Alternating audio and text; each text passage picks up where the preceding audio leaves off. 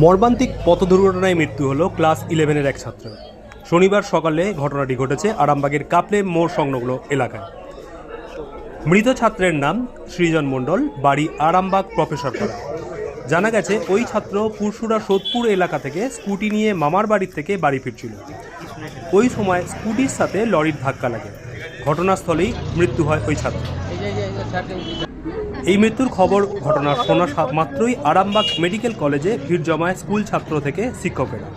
এই ঘটনায় এলাকার শোকের ছায়া নেমেছে।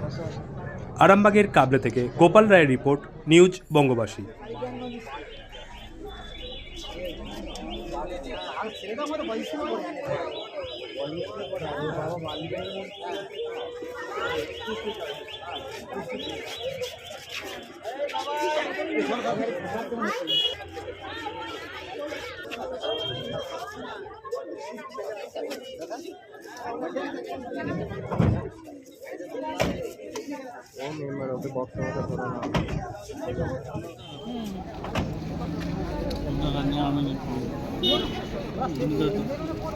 একাদশ শ্রেণীর ছাত্র, অত্যন্ত মেধাবী ছাত্র এবং দারুণ ভালো ছাত্র।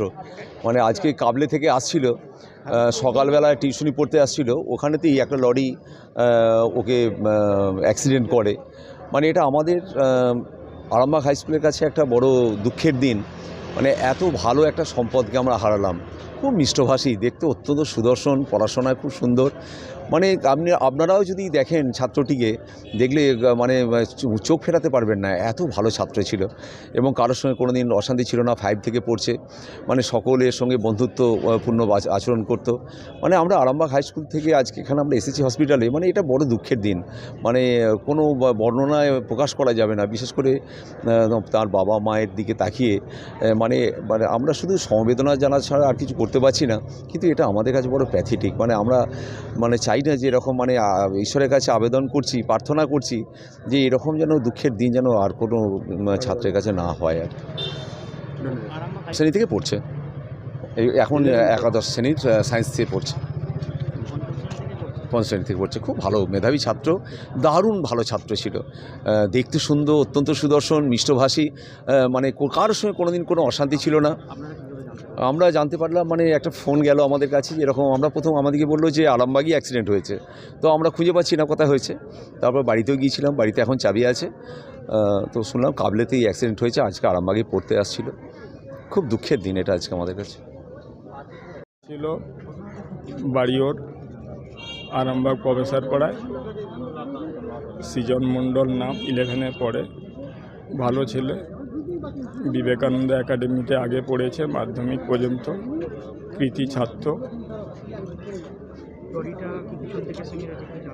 হ্যাঁ, ওখানের স্পট ডেথ যেখানে হয়েছে, যেখানে মারা গেছে ভাগনা, সেখানে পাবলিককে জিজ্ঞাসা করতে ওরা বলল দুটো লরি পাশাপাশি ছিল। ডান দিকের লরিটা ওভারটেক করছিল আর ওর পরের লরিটা ওকে একটু ধারের দিকে চেপে দিয়েছে।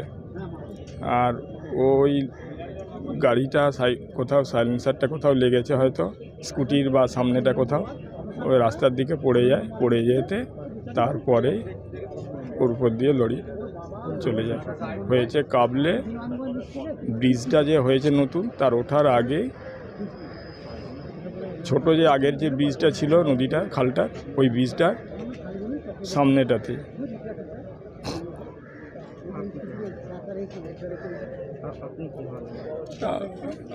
আমি ওর মামা হই।